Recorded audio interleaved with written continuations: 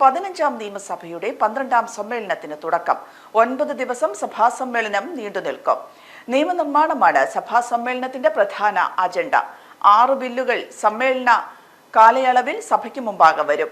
ഇന്ന് വയനാട് ദുരന്തത്തിൽ മരണമടഞ്ഞവർക്ക് ചരമോപചാരം അർപ്പിച്ച് സഭ പിരിഞ്ഞു. സ്പീക്കർ എൻ ഷംസീർ അനുശോചന പ്രമേയം അവതരിപ്പിച്ചു. ഇത്രയും മനുഷ്യജീവനുകൾ കവർന്ന മറ്റൊരു ദുരന്തത്തെ കേരളത്തിന് ഇതുവരെ നേരിടേണ്ടി വന്നിട്ടില്ല. തോരാതെ പെയ്ത മഴയും 1 മണിക്കൂറിൽ പെയ്ത മഴയുടെ അളവിലുള്ള അഭൂതപൂർവമായ വർധനയുമെല്ലാം ഈ ഉരുൾപൊട്ടലിന് കാരണമായിട്ടുണ്ട്. കര കവിഞ്ഞും ദിശ മാറിയും ഒഴുകിയ പുഴ സമീപ പ്രദേശങ്ങളെയാകെ തുടച്ചെടുത്താണ് ഒഴുകി നീങ്ങിയത്.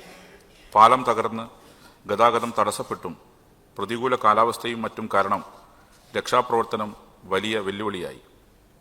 പ്രകൃതി സൗന്ദര്യം കൊണ്ട് എപ്പോഴും നമ്മെ മാടി വിളിച്ചിരുന്ന ചൂരൽമലയും മേപ്പാടിയും അടക്കമുള്ള നമ്മുടെ വയനാടൻ ഗ്രാമങ്ങൾ താങ്ങാനാകാത്ത ഹൃദയവേദനയായി മാറി. കേരളത്തിനുണ്ടായി ഈ ഉണങ്ങാത്ത മുറിപ്പാട് നമ്മളെല്ലാം നീട്ടുന്നുണ്ട്. മഴ കനക്കുമ്പോഴെല്ലാം മനം കലക്കുന്ന ഭീതിതമായ ഓർമ്മകൾ ബാക്കിയാക്കുന്ന ഒന്നായി വയനാട് ദുരന്തം. 100 കണക്കിന് ജീവനുകളാണ് മണ്ണിനടിയിലായത്. ഓരോ ദിവസം പിന്നിടുമ്പോഴും മരണസംഖ്യ ഉയർന്നുകൊണ്ടിരുന്നപ്പോൾ ഉരുൾപൊട്ടലിന്റെ ഭീകരത കൂടുതൽ വെളിപ്പെടുകയായിരുന്നു. സന്നദ്ധ പ്രവർത്തകർ കണ്ടെത്തിയ ഏതാനും ശരീരഭാഗങ്ങളിലൂടെ തങ്ങളുടെ മരണമറിയിക്കുന്ന പ്രിയപ്പെട്ടവരെ ഓർത്ത് പകച്ചു നിൽക്കുന്ന സഹോദരങ്ങളോടൊപ്പം നമ്മുടെ എല്ലാം മനസ്സ് പിടഞ്ഞു. പുറത്തു വന്നുകൊണ്ടിരുന്ന വാർത്തകൾ കേരള ജനതയാകെ പരിഭ്രാന്തിയിലാഴ്ത്തുന്നതായിരുന്നു. ആദ്യം ഉരുൾപൊട്ടലുണ്ടായപ്പോൾ താൻ ജോലി ചെയ്യുന്ന സ്വകാര്യ ആശുപത്രിയിലേക്ക് സഹായം അഭ്യർത്ഥിച്ചു വിളിച്ച നീതു ജോർജിയെക്കുറിച്ച് വാർത്ത പിന്നീട് വായിച്ചപ്പോൾ മരണത്തെ മുഖാമുഖം കണ്ട എത്രയോ പേരുടെ നിലവിളിയാണ് ഉള്ളിൽ വന്നലയ്ക്കുന്നത്. നാടിന്റെ പൊന്നോമനകളായി വളർന്ന വെള്ളാർമല GVHSSലെ കുരുന്നുകൾ, അവരെക്കുറിച്ച് അധ്യാപകരും നാട്ടുകാരും നിരന്തരം പങ്കുവച്ച ഓർമ്മകൾ എന്നിവ ഹൃദയം നുറുങ്ങുന്ന വേദനയോടെയാണ് ഓരോ മലയാളിയും ഏറ്റുവാങ്ങിയത്. ഒരു കുടുംബം ഒന്നാകെ നഷ്ടപ്പെടുന്നതിനേക്കാൾ നടക്കുന്നതാണ് കുടുംബത്തെ മുഴുവൻ നഷ്ടപ്പെട്ട ഒറ്റയ്ക്കായ ശ്രുതിയെപ്പോലുള്ളവർ. അമ്മയെ വേർപിരിഞ്ഞ കുഞ്ഞുങ്ങളെ ഓർത്ത്, മക്കൾ നഷ്ടപ്പെട്ട വൃദ്ധരായ മാതാപിതാക്കളെ ഓർത്ത്, എല്ലുമുറിയെ പണിയെടുത്ത് സ്വരുക്കൂട്ടിയതും വളർത്തുമൃഗങ്ങളും ഭൂമിയും അടക്കം എല്ലാം നഷ്ടപ്പെട്ട് നിസ്സഹായരായി നിന്ന മനുഷ്യരെ ഓർത്ത് ഒരു തേങ്ങൽ എല്ലാവരുടെയും തൊണ്ടയിൽ കുടുങ്ങിയിരിക്കണം. മേപ്പാടിയിലെ ദുരന്തത്തെ അതിജീവിച്ച 794 കുടുംബങ്ങൾ നിലവിൽ വാടക വീടുകളിലാണ് താമസിക്കുന്നത്. വിലങ്ങാടിൽ 30 കുടുംബങ്ങളാണ് വാടക വീടുകളിൽ കഴിയുന്നത്.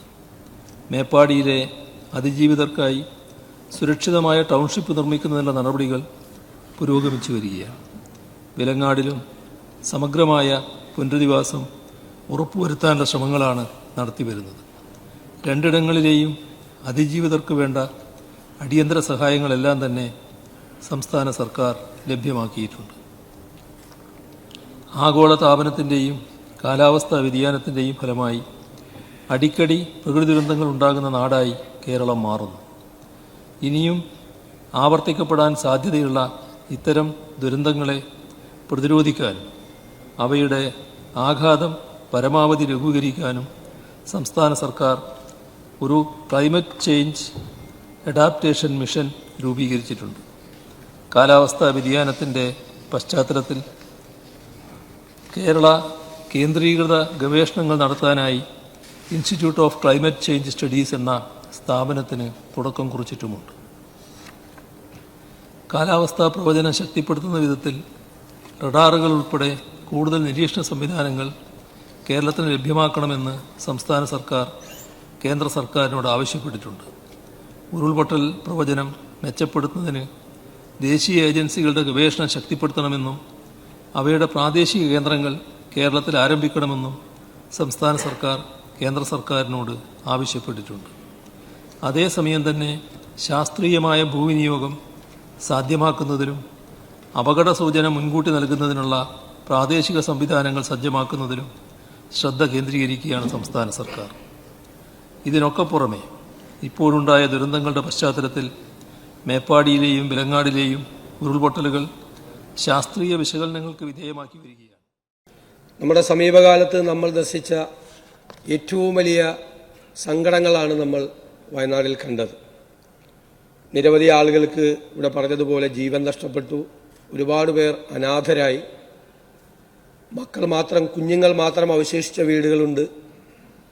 പ്രായമായവർ മാത്രം അവശേഷിച്ച വീടുകളുണ്ട്. ബന്ധുക്കളെ മുഴുവൻ നഷ്ടപ്പെട്ടവരുണ്ട്. ആരും ബാക്കിയാവാത്ത 67ഓളം കുടുംബങ്ങളുണ്ട്. ഓരോ കുടുംബത്തിലും ഓരോ തരത്തിലുള്ള സങ്കടങ്ങളാണ്. വീടുകൾ നഷ്ടപ്പെട്ടവരുണ്ട്, ജീവിതവൃത്തി, അവരുടെ ഉപജീവന മാർഗങ്ങൾ നഷ്ടപ്പെട്ടവരുണ്ട്. ഒരുപാട് വിഷമങ്ങൾ, ഒരുപാട് പ്രയാസങ്ങളാണ്. ഒരുപാട് കുട്ടികൾ പുറത്ത് പല കോഴ്സുകളിൽ പഠിക്കുന്നവരുണ്ട്. ഒരുപാട് കടബാധ്യതകളുള്ളവരുണ്ട്. കൃഷി ചെയ്ത് ഇനി ജീവിക്കാൻ കഴിയാത്ത സാഹചര്യമാണ്. അവിടെ ബാക്കി ജീവിക്കുന്നവർക്കും അവിടെ അപകടത്തിൻ്റെ ഭീഷണിയിലാണ് അവരിപ്പോഴും ജീവിക്കുന്നത്. അവരെയും നമുക്ക് മാറ്റിപ്പാർപ്പിക്കേണ്ടതുണ്ട്. ദുരിതാശ്വാസ പ്രവർത്തനങ്ങളും രക്ഷാപ്രവർത്തനങ്ങളും നടത്തിയപ്പോൾ ഒരു കാലത്തും ഇല്ലാത്ത തരത്തിലുള്ള പൂർണ്ണമായ പിന്തുണ പ്രതിപക്ഷത്തിൻ്റെ ഭാഗത്തു നിന്നുണ്ടായി. തീർച്ചയായും ദുരിതാശ്വാസ പ്രവർത്തനങ്ങൾ പൂർത്തിയാകുന്നതുവരെ പ്രതിപക്ഷത്തിൻ്റെ പൂർണ്ണമായ പിന്തുണ ഉണ്ടാകും എന്ന് ഞാൻ ഈ സഭയ്ക്ക് ഉറപ്പു നൽകുകയാണ്. അതേ അവസരത്തിൽ തന്നെ നമുക്ക് ദുരിതാശ്വാസ പ്രവർത്തനങ്ങൾ മന്ദഗതിയിലാകരുത്. നമ്മൾ കുറേ കൂടി വേഗത്തിലാകണം. അത് വിമർശനങ്ങൾ ക്ഷണിച്ചു വരുത്തരുത്. ആരംഭശൂരത്വം കാട്ടിയെന്ന് പലപ്പോഴും ഭരണകൂടങ്ങളെ ആളുകൾ അധിക്ഷേപിക്കാറുണ്ട്. ആ ഒരു സ്ഥിതി ഉണ്ടാകരുത്. ഇതൊരു മാതൃകാപരമായ ഒരു ദുരിതാശ്വാസ പ്രവർത്തനമായി, ഒരു റീഹാബിലിറ്റേഷൻ പ്രോസസ്സായി മാറണം. രാജ്യത്തിന് മുഴുവനുള്ള ഏറ്റവും മാതൃകാപരമായ ഒരു പ്രവൃത്തിയായി നമ്മളൊരു കമ്മ്യൂണിറ്റി ലിവിങ്ങിനെ കുറിച്ചും ടൗൺഷിപ്പിനെ കുറിച്ചും ഒക്കെയുള്ള വിശാലമായ ആലോചനകൾ നമ്മുടെ ഭാഗത്തുണ്ട്. അതെല്ലാം ഒരു ടൈം ഷെഡ്യൂൾ ഉണ്ടാക്കി സമയബന്ധിതമായി പൂർത്തിയാക്കാൻ നമുക്ക് കഴിയണം. വലിയ ഭാരിച്ച ചെലവുകൾ തീർച്ചയായും നമുക്കുണ്ടാകും. പൊതുസമൂഹത്തിൻ്റെ പിന്തുണയോടുകൂടിയാകണം നമുക്കത് നിർവഹിക്കപ്പെടേണ്ടത്. AKG Memorial Cooperative Hospital, Kannur.